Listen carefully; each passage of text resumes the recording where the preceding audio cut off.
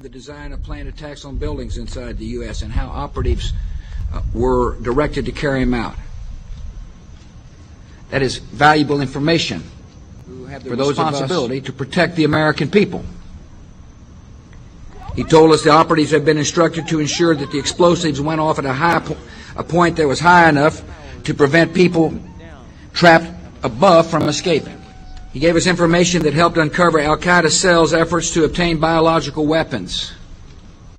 This is Building 7, a 47-story skyscraper that fell on the afternoon of September 11th. The government says that fire brought it down. However, 1,500 architects and engineers concluded it was a controlled demolition. Over 6,000 of my fellow service members have given their lives. And thousands of my fellow first responders are dying. I'm not a conspiracy theorist. I'm a structural engineer. I'm a New York City correction officer. I'm an Air Force pilot. I'm a father who lost his son. We're Americans, and we deserve... I lost my husband. My son. My uncle. My nephew. September 11th, 2001. Most people don't know a third tower fell that day. The government says fire brought it down. The collapse of World Trade Center 7 was primarily due to fires.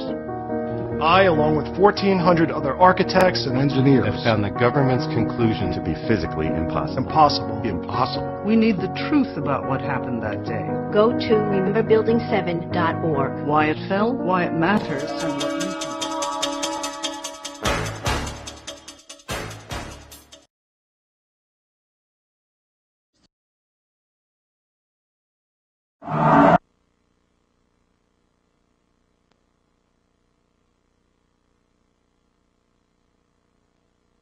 In the 1950s, a weapon was invented that has become more powerful than America's deadliest weapons of mass destruction.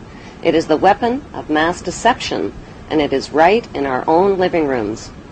The hypnotizing world of picture television brings us the news of the world through two central news agencies called Reuters and the Associated Press. The Rothschilds bought Reuters in the 1800s, which later bought the Associated Press and made the Rothschild family owners of the world's largest central news services. To the present day, the world depends on these Rothschild-owned central news services as their main source of news and information. In his book called Who Owns the TV Networks, author Eustace Mullins claims that the major TV networks, radio stations, newspapers, and publishing empires are controlled by the Rothschild, Rockefeller, and J.P. Morgan money cartels through their corporate conglomerates. The bankster-owned media conglomerates include weapons manufacturers General Electric and Westinghouse, which profit from promoting wars. Their man in Washington is head of the FCC Federal Communications Commission, and his name is Michael Powell, the son of Colin Powell. Michael Powell was put in charge of changes to the media monopoly rules and who can own what. Joining public opposition to Michael Powell's FCC deregulation policies, Senator Byron Dorgan had this to say. Seldom have I seen a regulatory agency cave in so completely to the big economic interests. That's exactly what happened today with the FCC rules. And Chairman Powell kept suggesting slight modifications. It's not slight at all. This is a big deal. It's going to affect what the American people can see, can hear, can read. And let me emphasize something that was in your setup piece. After what the FCC did today, it is likely, in fact, that in big American cities we will see the same company own the newspaper, 3 television stations, 8 radio stations, and the cable system in that city, all under one company. And I don't know what happened to this notion of competition, but I'm telling you, it's not there, and it's not embedded anywhere in the FCC's decision. Well, I'm just going to have to say that there are a lot of lies being told. In his new book, Brock says the key to the success of the right-wing media is opinion, predicated on a raft of distortions, misrepresentations, and outright lies presented to the readers and viewers as fact. I think it used to be... Control over the Internet, publishing, recording, and top cable companies can be traced back to the same Big Five media empires: General Electric, Time Warner, Viacom, Disney, and News Corp. These media monopolies are owned directly or indirectly by the Rothschild, J.P. Morgan, Rockefeller, and Oppenheimer Brotherhood. Yes, there are now more stations and more media voices, but they're all coming from the same ventriloquist, says Senator Dorgan.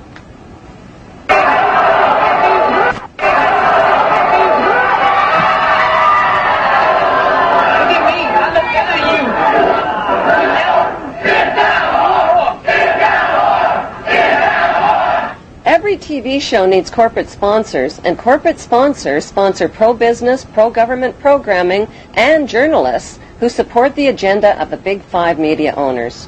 While 2/3 of the world goes hungry, these banksters offer gazillion-dollar sponsorships to sports athletes to play with their balls. Why? Because they keep the masses distracted from the important issues, like the passage of the Patriot Act to limit your civil rights and freedoms. The Patriot Act allows the government to come into your home, take things from your home, search your home, and never tell you about it. Increasingly, however, Americans are speaking out.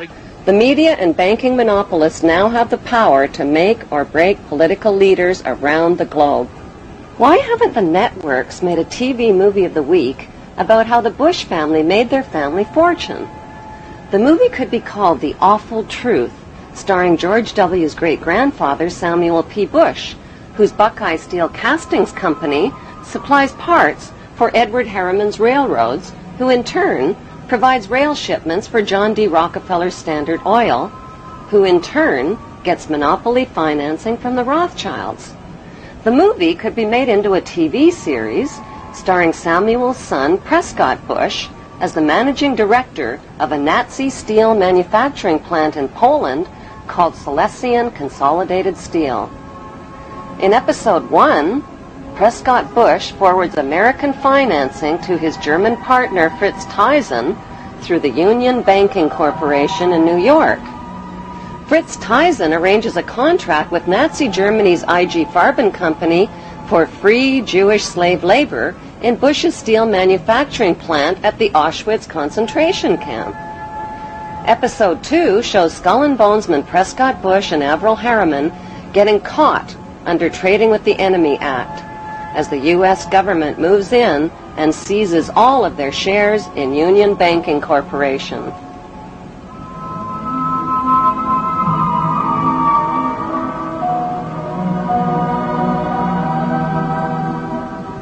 In episode 3, Prescott's son, the first George Bush, is director of the CIA.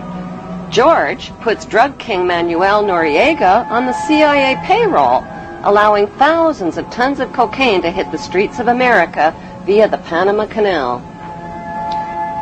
In episode 4, George's son, the second George Bush, becomes partners with Osama bin Laden's older brother, Salem bin Laden, in a Texas oil company called Arbusto Energy. Episode 5 introduces George W.'s shady younger brother, Neil Bush, ripping off the elderly in the Silverado savings and loan scandal that cost U.S. taxpayers $1.3 billion. In episode 6, the Florida election is fixed by George W.'s older brother, Jeb Bush, who puts brother George into the top job at the White House, which brings us back to Auschwitz and the concluding episode with George W. Bush visiting the slave labor camp where his grandfather helped build the Bush family fortune on free Jewish slave labor.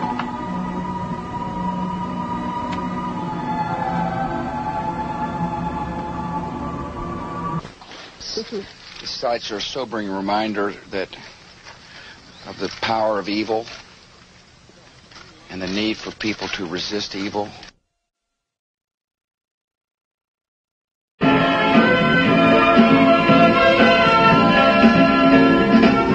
Ladies and gentlemen, as a follow-up to the TV series, an award show could celebrate the 20-year friendship of the Bush and bin Laden families and their shared investment in the Carlyle Group. The Carlyle Group is one of America's largest weapons contractors. For the Bush and bin Laden families, war means profits, big profits. Although the media creates the illusion of freedom of the press, the dominant opinion and messages always serve the banksters' agenda. Messages like, support your troops or you're a traitor to America. But who are the troops? Many are teenagers whose childhood entertainment was shooting out the blood and guts of virtual people in places that are virtually real. Now they're blowing up real people in places that are really real, like schools, hospitals, and villages filled with families and children. Burns, open wounds, amputations, spinal cord injuries, broken bones, eyes that have been sprayed with shrapnel. The list is long and predictable. The chilling reality is that up to 15% of the tax money deducted from your paycheck each month buys the bombs and pays the salaries of troops to commit these atrocities. Rivers of blood from innocent families and their children is on everybody's hands. The plan for world domination by the banksters cannot be accomplished without your cooperation. That plan was formulated in 1773 at Mayor Rothschild's goldsmith shop by 13 influential German Jewish families. Among them were Rothschild, Oppenheimer, Warburg, and Schiff. Their formula for global control is the 3M formula: money control, media control, and military control. 2, 1, mark, and visual confirmation animation. Like changes to the rules that gave these families the media and money monopolies, new laws are being passed to transfer military control to them by privatizing the military. But if they're killing terrorists, who cares if they are government soldiers or corporate soldiers? A more important question to ask is, who exactly are the terrorists and where do terrorists get their training? The answer is right smack in America at Fort Benning, Georgia.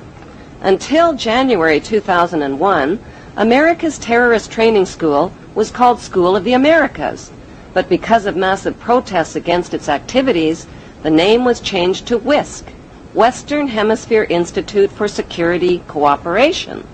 Actress Susan Sarandon narrated a documentary film called School of the Assassins.